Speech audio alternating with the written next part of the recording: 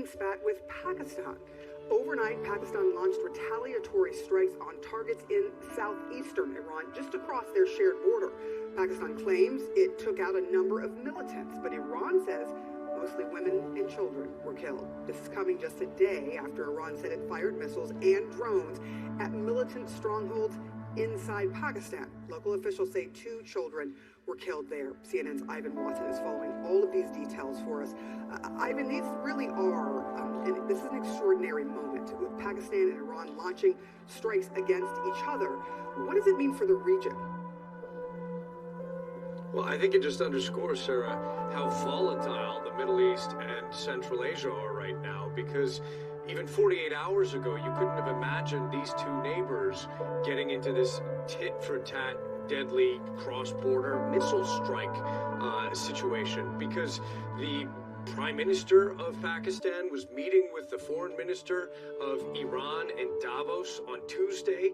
The 2 navies, they were conducting joint naval exercises at the beginning of this week, and then out of nowhere, the Iranians fire these missiles into Pakistani territory, saying they're hitting militants who've carried out attacks inside Iran in the past. And it totally shocks the Pakistani ruling establishment, which calls it basically a disruption of Pakistan's sovereignty, says at least 2 children were killed in the strikes, and there are calls for retaliation. And that's what a number of hours ago the Pakistani military basically claimed responsibility for, saying that it fired, quote, killer drones, rockets, loitering munitions, and standoff weapons into Iranian territory after targets that it claimed were ethnic Baluch separatist militants who they accuse of having operated from across this very long and porous border.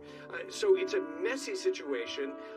The Pakistanis seem to be leaving the door open to some kind of de-escalation right now, and the ball does appear to be in Iran's court, though Pakistan has withdrawn its ambassador from Tehran, and it has said that Iran's ambassador to the Pakistani capital is not really welcome at this time. So this really is a diplomatic crisis between these 2 neighbors who basically didn't have any beef more than 48 hours ago. Yeah, I mean, it is extremely troubling and extremely rare. I don't know that we've seen this in our lifetimes. And thank you for clarifying that we are talking about Central Asia as well. A lot of people think that Pakistan is the Middle East. Thank you. Appreciate it. John, this makes me really fearful of a huge conflagration. Look, there's a lot going on here. This is the location of the Pakistani strike inside Iran, and you can see some of the aftermath right there of what took place. This is the video. This is the Pakistani strike inside Iran, and then the Iranian strike inside Pakistan was about here. With us now to discuss is retired General Peter Zwack. He is a global fellow at the Wilson Center and served as U.S. Senior Defense Attaché to the Russian Federation. Again, Pakistan is a nuclear power, General. Iran, frankly, about to be a nuclear power. An exchange of fire back and forth here. What's the U.S. interest in this? Well, the U.S. interest in this is tremendous. Obviously, we will watch closely. Our diplomats certainly are working behind the scenes. Certainly with Pakistan. Remember, Pakistan and India had a near miss, potentially nuclear-wise, in 2019.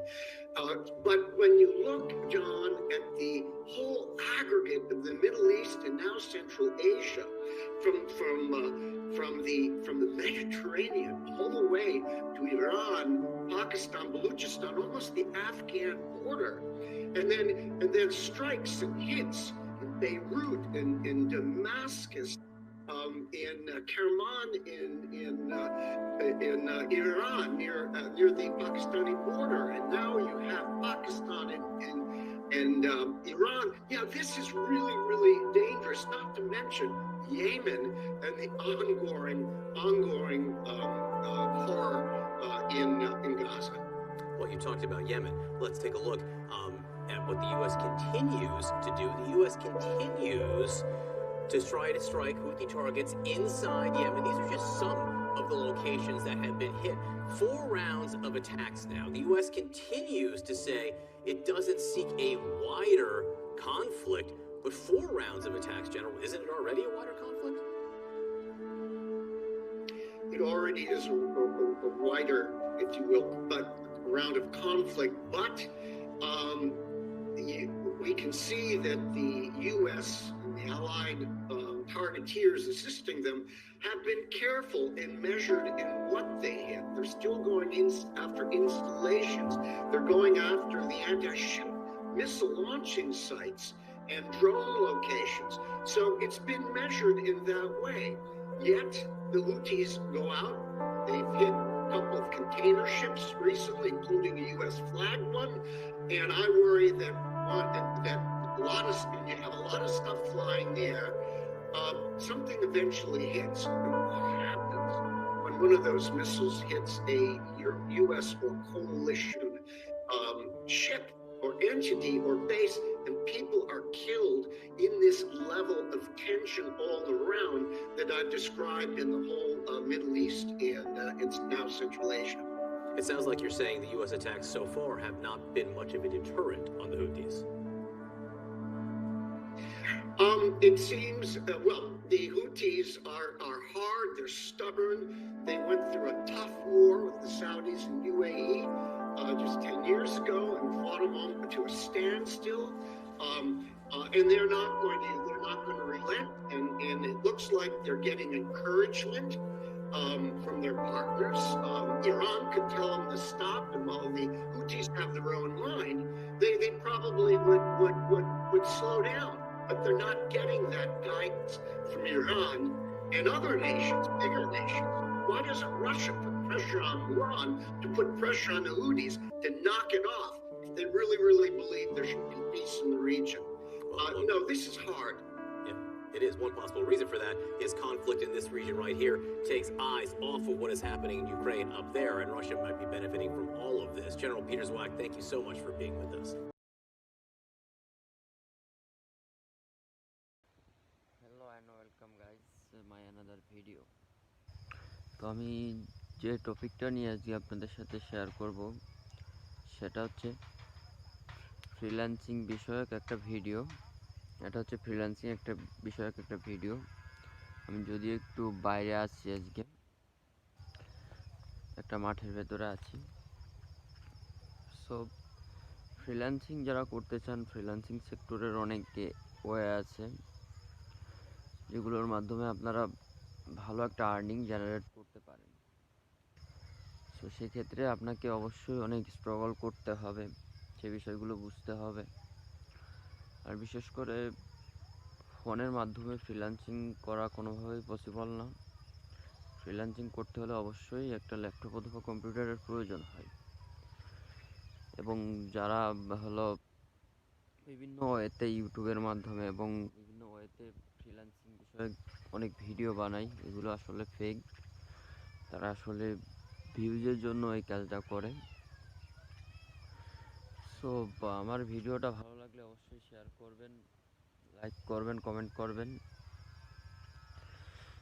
এবং freelancing বিষয়ে tips tricks সবই দেওয়া হবে এই চ্যানেলে।